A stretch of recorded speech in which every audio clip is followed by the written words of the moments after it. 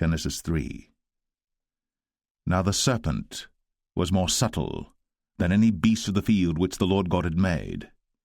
And he said unto the woman, Yea, hath God said, Ye shall not eat of every tree of the garden? And the woman said unto the serpent, We may eat of the fruit of the trees of the garden. But of the fruit of the tree which is in the midst of the garden, God hath said, Ye shall not eat of it, neither shall ye touch it, lest ye die. And the serpent said unto the woman, Ye shall not surely die. For God doth know that in the day ye eat thereof, then your eyes shall be opened, and ye shall be as gods, knowing good and evil. And when the woman saw that the tree was good for food, and that it was pleasant to the eyes, and a tree to be desired to make one wise, she took of the fruit thereof, and did eat, and gave also unto her husband with her, and he did eat. And the eyes of them both were opened, and they knew that they were naked. And they sewed fig leaves together, and made themselves aprons. And they heard the voice of the Lord God walking in the garden in the cool of the day. And Adam and his wife hid themselves from the presence of the Lord God amongst the trees of the garden. And the Lord God called unto Adam, and said unto him, Where art thou? And he said, I heard thy voice in the garden, and I was afraid, because I was naked, and I hid myself. And he said, Who told thee that thou wast naked? Hast thou eaten of the tree whereof I commanded thee that thou shouldest not eat? And the man said, The woman, whom thou gavest to be with me, she gave me of the tree, and I did eat. And the Lord God said unto the woman, What is this that thou hast done? And the woman said, The serpent beguiled me, and I did eat.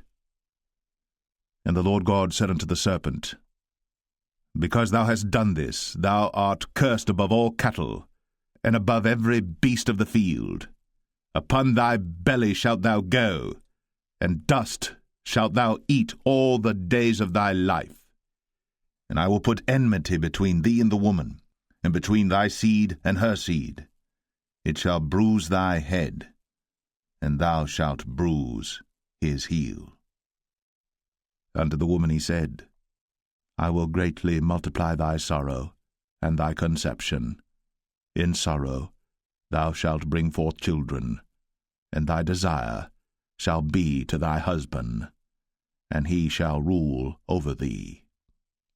And unto Adam he said, Because thou hast hearkened unto the voice of thy wife, and hast eaten of the tree of which I commanded thee, saying, Thou shalt not eat of it, cursed is the ground for thy sake. In sorrow shalt thou eat of it all the days of thy life. Thorns also, and thistles shall it bring forth to thee, and thou shalt eat the herb of the field. In the sweat of thy face shalt thou eat bread, till thou return unto the ground. For out of it wast thou taken, for dust thou art, and unto dust shalt thou return. And Adam called his wife's name Eve, because she was the mother of all living. Unto Adam also and to his wife did the Lord God make coats of skins, and clothed them. And the Lord God said, Behold, the man is become as one of us, to know good and evil. And now, lest he put forth his hand, and take also of the tree of life, and eat, and live forever. Therefore the Lord God sent him forth from the Garden of Eden, to till the ground from whence he was taken. So he drove out the man, and he placed at the east of the Garden of Eden cherubims, and a flaming sword which turned every way, to keep the way of the tree of life.